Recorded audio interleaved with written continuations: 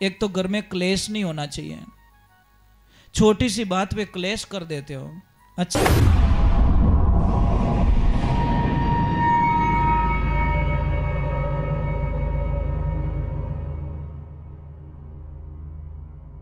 सोनू महाराज जी के भजन व प्रवचन सुनने के लिए चैनल को सब्सक्राइब करें, बेल आइकन को जरूर दबाएं, शेयर करें, कमेंट करें, लाइक तो जरूर करें। महाराज कोई सेठ जी थे। सेठ जी के 4 बेटे और चारों बहुत पैसे वाले। बेटा बैठो ना, आप नीचे बैठो। बहुत पैसे वाले।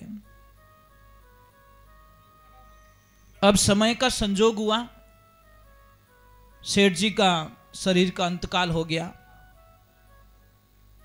अब सारे लोग तैयारियां कर रहे हैं और जैसे ही लेके निकले, देखो आवाज आ रही है अंदर से, कोई बोल रहे हैं। नहीं नहीं, बड़े बोल रहे कोई, उनको बोलो बाहर आ जाओ, सत्संग सुनो बेटा। हो सकता है हो सबद्रे माने एक ही काम आएगा तो निहाल हो जाओ। आ तो लॉटरी है, कदी कदी लास्ट में लॉटरी लग जाया करे। और यहाँ लागी निहाल हुआ जो कोई एक में ही हो गया। 10 बार लॉटरी टिकट खरीदे, आवी कोनी। एक बार क्यों राम भरोसे एक बार भले ले लूं, एडी लीजो को पूरो ही दाढ़ी दर्द दूर को गयो। ये सत्संग वही लॉटरी होती है। जीवन में सुधारो होवे तो 1 मिनट में हो जावे। जो सत्संग में सुधारो नहीं हुए तो ब्रह्मांड में कटी होवन वालो नहीं। फिल्म ए बेटा बेटा बेटा, राधे राधे। तो महाराज जैसी लेके निकलने लगे, एक आदमी आता है और आदमी आके बोलता है कि भाई बॉडी को नीचे रखो। कि क्यों? कि मैं सेठ जी में 15 लाख रुपए मांगता हूं। पहला तो इना धनी कुण बने वो मने बताई लो। वो चारों बच्चों ने एक दूसरे का मुंह देखा और चारों ने मना कर दिया कि भाई कि हमारे को तो पता नहीं है, हम देने वाले नहीं है। रोना तो बंद हो गया और झगड़ा शुरू हो गया आपस में। उसने बोला तेरे को पता है? बोला नहीं है। तेरे को पता है? नहीं है। तेरे को पता है? नहीं है। मम्मी रो रही थी, मम्मी को जाकर बोली मम्मी पहले चुप हो जा। एक लपड़ा हो गया। मरने के बाद में भी पापा प्रॉब्लम करके चले गए। क्या पता है वो आदमी 15 लाख मांग रहा है, तेरे को पता है? उसने बोला, मम्मी ने बोला मेरे को भी पता नहीं है। काका को बोला आपको पता है? कि नहीं है। तो सबने मना कर दिया कि हम पैसे देने वाले। वो बोला पैसे दो तो बॉडी उठाने दो, नहीं तो मैं जाने देने वाला नहीं हूं। अब बहुत लफड़ा हो गया महाराज। वो बोला मैं तो पुलिस बुलाऊंगा। पहले मुझे इतना बोल दो, मुझे पैसा अभी नहीं चाहिए, खाली इतना बोल दो कि हम देंगे, मैं चला जाऊंगा। 15 लाख का सवाल है। अब महाराज बात तो बिखर गई, सारे रोने ढोने बंद हो गए। अब ये बात पहुंच गई अंदर, जहां बेटी के पास में। और जैसे ही बेटी को पता चला कोई आदमी पैसे मांगने वाला आया है, 15 लाख पापा में मांग रहा है, और वो बात ऐसी हो गई, बेटी ने जो एक थैली भेजी और उसको बोला ये थैली पकड़ा दो उसको। और जैसी उसने थैली निकाली, एक चिट्ठी मिली कि सेठ जी जितने गहने थे मेरे पहनने के लिए मैंने सारे इसमें डाल दिए हैं, और जो भी बचेगा कम पड़ेगा वो पैसे में मेरे पिताजी का क्रियाक्रम होने के बाद मैं आपको सारे पैसे लौटा दूंगी, सारे पैसे दे दूंगी, पर मेरे पिताजी की बॉडी को जाने दो। जैसी वो चिट्ठी पढ़ रहा था, उसकी आंखों में आंसू आ गए कि वाह भाई आज भी इंसानियत जिंदा है। और जैसी चिट्ठी पढ़ी, चिट्ठी को लिया, और अब वो बोला कि भाई मैं पैसे लेने के लिए नहीं, मैं पैसे देने के लिए आया हूं। मैं यही ढूंढ रहा था कि ये पैसे 15 लाख मैं किसको दूं। ये पैसे बेटी को दिया जाए, क्योंकि हकीकत में वही इसकी अधिकार है।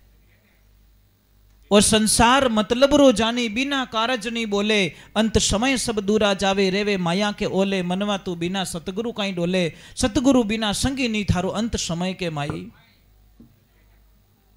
तो महाराज मैं आपसे प्रार्थना कर रहा हूं, एक तो घर में क्लेश नहीं होना चाहिए।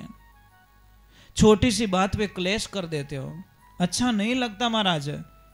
क्यों क्लेश करते हम लोग? जीवन में थोड़ा सा जीना है, चले जाएंगे, आनंद लीजिए। चलो एक बार जय बोलते हैं, और जय थोड़ा दिल से बोलना। और बहुत अच्छा लग रहा है, आप लोग बड़े शांतमय वातावरण के बैठे हो, तो कितना अच्छा लग रहा है। नहीं मेहरबानी आप लोगों की प्रभु। देखो पानी रुकियोड़ो रह नहीं दाता तो उनमें अपना मुंडो ही देख सको। अब चलते हुए पानी में अपनी परछाया देखना चाहते तो वो कभी होने वाला। इसीलिए मन को एक जगह रोकिए, और रुकेगा तो ही आपको कुछ प्राप्त होगा। तो एक तो मेरी प्रार्थना है, कोई भी माता बहन अगर सच में भगवान की पूजा करते हो, कोई भी माता बहन अपने पति देवरा हामी कदी नहीं बोलना। तो मैं आप जीव जान तो रही, ये पतिव्रता नारी की बात कह रहा हूं। जो पतिव्रता होती है ना, जो पति से प्रेम करती है, वो हामी कदी नहीं बोले, चाहे कुछ भी हो जाए।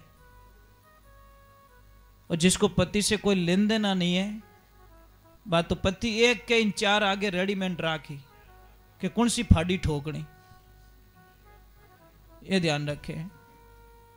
दूसरे नंबर, पति का फर्ज बनता है कभी भी लक्ष्मी का अपमान ना करें। एक हाथ से ताली नहीं बजती, दोनों हाथ से समझौता करना पड़ेगा। लक्ष्मी जी को भी चुप रहना पड़ेगा और पतिदेव को भी चुप रहना पड़ेगा। और शास्त्र तो यहां तक कह देता है, मैं आपको एक बात बता रहा हूं, आप प्रयोग कर लेना।